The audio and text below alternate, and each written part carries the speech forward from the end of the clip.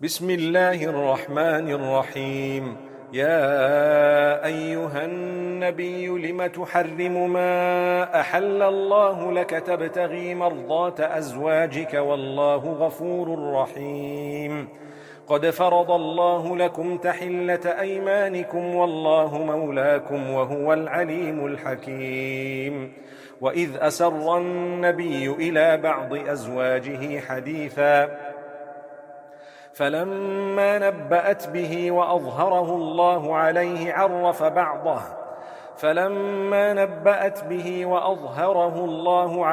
عرف بعضه وأعرض عن بعض.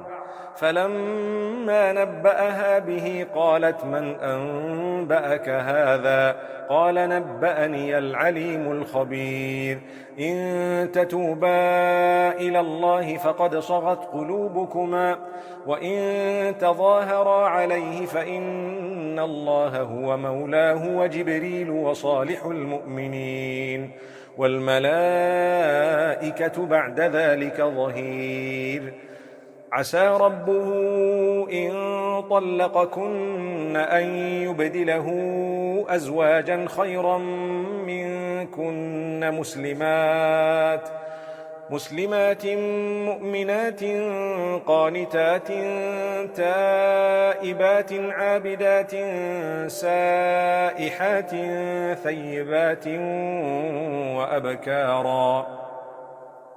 يا أيها الذين آمنوا قوا أنفسكم وأهليكم نارا وقودها الناس والحجارة عليها ملائكة غلاظ شداد لا يعصون الله ما أمرهم ويفعلون ما يؤمرون. يا أيها الذين كفروا لا تعتذروا اليوم إنما تجزون ما كنتم تعملون.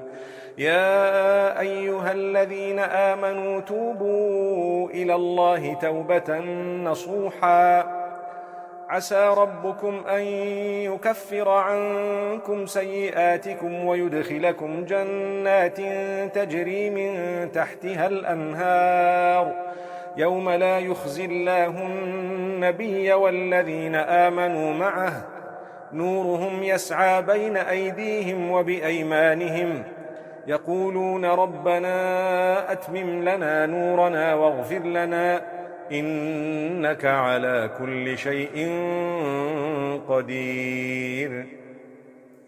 يا أيها النبي جاهد الكفار والمنافقين واغلظ عليهم ومأواهم جهنم وبئس المصير.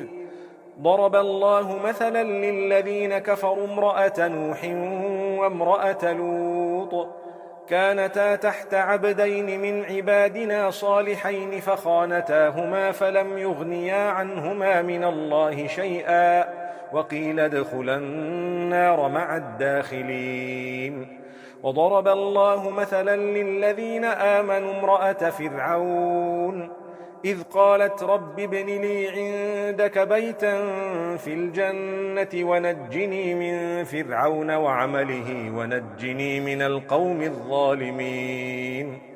ومريم ابنة عمران التي أحصنت فرجها فنفخنا فيه من روحنا وصدقت بكلمات ربها وكتبه وكانت من القانتين.